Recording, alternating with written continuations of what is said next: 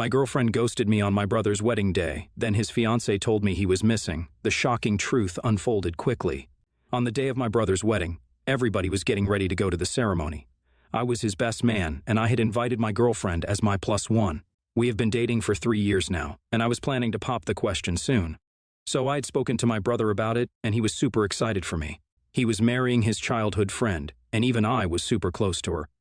We all grew up together. Everybody was in a rush to get to the ceremony hall. Nobody wanted to be late. I planned to go ahead and make sure everything was in place. I was there about 3 hours earlier, helping with the arrangements. I had texted my girlfriend, saying that I had already gone ahead and that she should meet me there.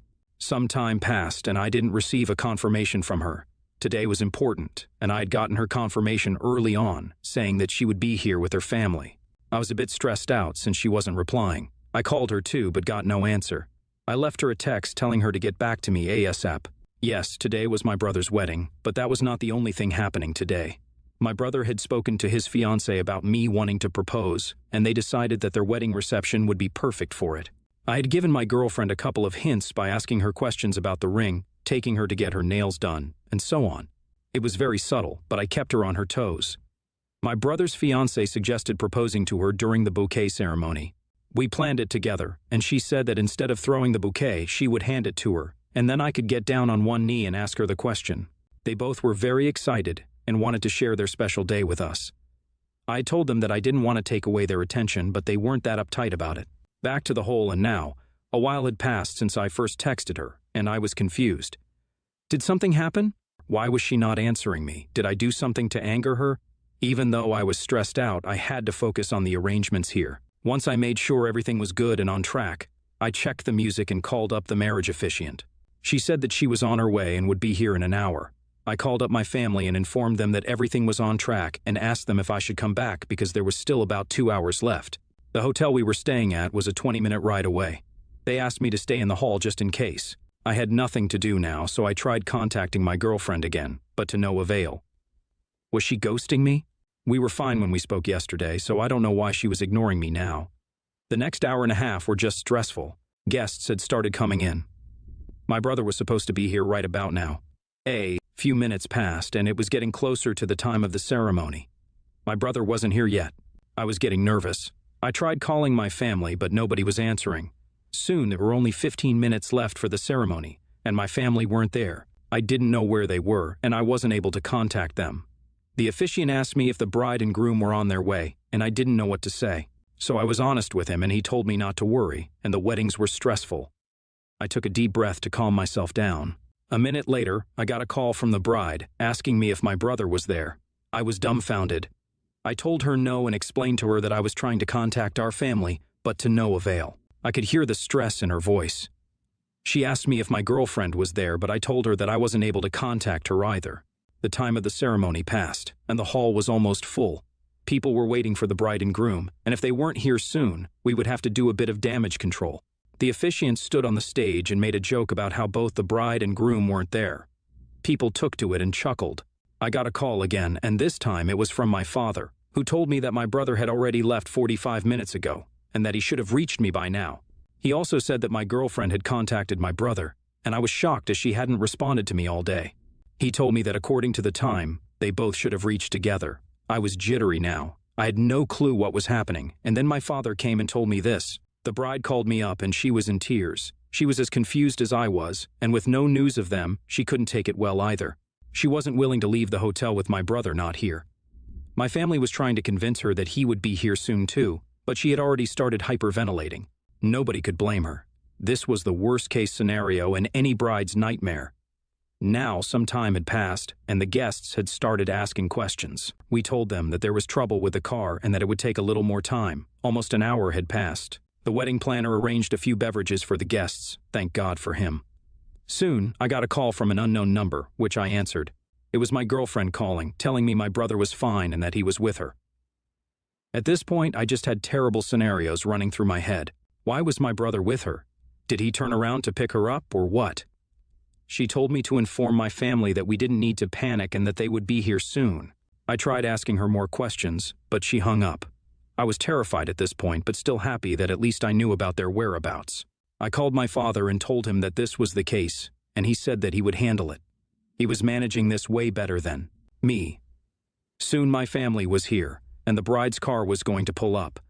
I was praying that my brother would reach before them, but he didn't. The bride's car pulled up. I walked up to her, but she didn't want to step outside, so I gave her an awkward hug through the window, trying to calm her down. I could tell she was distraught and was trying to hold on while she waited for my brother to pull up. 15 minutes later, he pulled up, and I swear this was the worst type of suspense we had ever experienced. My girlfriend got out of the car first and walked around and opened the door. We didn't know what to expect. Even my girlfriend's family had reached out before her, so I didn't know what she was doing with my brother. They had parked in front of us so the bride could see too. She pulled her head out of the window, holding onto the glass as my brother stepped out. The number of emotions that went through me was ridiculous. Horror, worry, surprise. I called him an idiot in my head. I don't know how, but there he stood with a cast around his arm and a string wrapped around his other shoulder, holding it up. What had this idiot managed to do in between moving from the hotel to the hall? His bride got out and ran to him, crying and hugging him. He winced a bit. His hand hurt. My girlfriend stood awkwardly, trying to move away from them with a sheepish smile. I put two and two together, and somehow she was involved with what happened, and I didn't know how. Our family gathered around and tried asking questions, but he said he would explain later. He was trying his best to comfort his bride. He had made her live her nightmare, and he wasn't going to get out of this for the rest of his life, even if his hand was fractured, which I later came to know. The wedding officiant had come out and managed to calm everyone down. He asked the bride and groom if the wedding was still on, and my brother laughed and said yes, that he wouldn't be here with a fractured arm if it wasn't. His bride playfully hit him on his arm, and he winced again. Everybody chuckled, and the officiant directed us inside. My brother went in and stood on the stage, and someone shouted, "What happened to the hand? We thought you were busy with the makeup." All the guests laughed. It was one of our cousins who had called him out. The rest of the ceremony went smoothly with little to no drama, except for the bride's whimpers here and there and my brother cradling his arm and his wife. After the wedding ceremony, everybody was directed to the wedding venue, which was a few minutes' walk from the hall. I went ahead and made sure everything was good to go. I was hesitant to go before them because I was still a bit traumatized by my brother's disappearance. I was wondering how my girlfriend had found him. We still had a few minutes before the reception started. My girlfriend had reached. She came up to me, gave me a tight hug, and apologized. She explained that she drove herself and that her phone was in her bag on silent. On a signal, she stopped and tried to call me, but she had network issues. She tried calling others too, but nothing was going through. Somehow, she ended up calling my brother, and it connected. He explained the route to her and told her he was leaving too. They would meet halfway, and then she could follow him. The area in between was foresty. The location wasn't in the city. Since he left early, he drove himself. On the way, a moose ran across, and he swerved. He ended up in the ditch, and the impact hurt his hand. A few cars stopped and called the medics.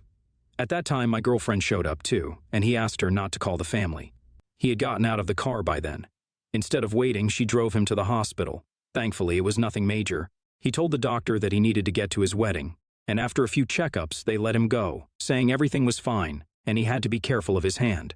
That idiot wasn't even willing to go to the hospital, but my girlfriend convinced him. Though they were around 2.5 to 3 hours late, I'm glad my brother is fine. I've received a lot of questions about the proposal. No, I decided not to propose to her at the reception. After all the drama, I just wanted my brother and his newlywed wife to have a good time. Yes, I am still going to propose, but I haven't decided where yet. Your brother is an idiot. I understand that he didn't want to worry everybody, but not informing everyone was even worse. OP's brother is TA, but a nice one, I guess. The poor bride. She had a heart attack. She must have been so scared. My parents divorced when I, a 27-year-old male, was 7. My dad and mom both met their spouses within a couple of years of the divorce. I met my dad's wife first. I was introduced to her within 4 months of their relationship, and she made it clear from the get-go she wanted a mother-son relationship with me. My dad told me, "That's the gig. You don't have to like it, but when your parent marries someone, they become your parent too." They mentioned when they married 18 months later that calling her mom would be the right thing to do, and she told me repeatedly it hurt her feelings that I didn't want to. And then she insisted that I call her mom if I wouldn't call her a mom name. With my mom's husband, it was so different. He started out asking me about video games and art, and he told me he hoped we could be friends and maybe family in the future, but that friends was good too. When my dad and his wife were pushing the whole mom thing, I had asked him what he wanted me to call him. He said there was no way to wear out his name, so I was free to use that or his childhood nickname that only his favorite people get to use. I used his name for a few more months, but by the time he was living with me and Mom, I was using the nickname. When I was 11, Dad and his wife moved to another town to take care of her parents. So I was every other weekend with them. After the move, they wanted me to move with them, but I didn't want to, and I knew my dad's wife disliked my mom. Afterwards, she used to tell my dad and her friends when I was with them that Mom was selfish for hogging me and preventing me from seeing her as my mom. At the same time, my mom's husband would listen to me vent about Dad and her but never spoke a word, and sometimes even reminded me that even if I felt like he preferred his wife, he still loved me. My dad and his wife had 3 daughters together. Mom and her husband have 5 kids. I think Dad's wife only having girls deprived her of the son she always wanted, and it made her want me to be her son even more. But today, I really don't care for her, and if Dad were dead or they were divorced, she would get no invite to my wedding at all, while my mom's husband is one of my favorite people. My dad's wife has been all up my butt about what she'll be doing at the wedding, and how she should be treated the same as my mom, or she's just as much my parent, etc. I said she wasn't, and she was not going to be a parent of the groom, that she's Dad's +1, just like Mom's husband is her +1. She said it wasn't fair to compare him and she's my second mom. I told her I would rather give him the title of a parent of the groom than her, and she needed to accept she would never be the mother of the groom. She cursed a whole lot at me and told me I was an ungrateful little brat. Atia? NTA. She's forcing the relationship on you, whereas your mom's boyfriend is trying to actually get to know you. You are not obligated to call her mom. She needs to back off a bit and maybe get to know you so the relationship is more genuine. Your dad is an aw for also trying to force you to accept his wife. I mean, he got with her after 4 months. NTA. While it may have been hurtful to tell your dad's wife that you would rather have your mom's husband act as the parent of the groom than her, you have the right to choose who you want to have that role at your wedding. Your dad's wife has been pushing for a mother-son relationship with you and insisting that she be treated as a parent, despite your lack of interest in having that relationship with her. You have clearly formed a closer relationship with your mom's husband, and it is your decision to choose who you want to have that role at your wedding. Your dad's wife's reaction was inappropriate, and she should respect your wishes. I, a 15-year-old female, have colitis. So, to sum it up, gaining weight isn't easy for me, and never has been. My family know that, but don't believe that's the reason I'm so skinny. They've come to the conclusion I have a raging eating disorder, even though they've seen me eat and complain about me eating stuff they feel hurt my stomach. It honestly still astonishes me they still think this way after the way I ate at Thanksgiving. I legitimately ate a feast that day. Anyway, fast forward to a couple of weeks ago, my family planned an early gift exchange because some of my relatives couldn't be with us on Christmas, and my aunt and I got chosen to buy for each other. So obviously she asked what I wanted, and I did the same. I only really asked for makeup, not necessarily clothes, but I obviously wouldn't mind it. We originally agreed on what was good for each other before the exchange because we're close like that. But a week before the exchange, she asked me what size I was. I obviously told her excitedly because she has a really good style.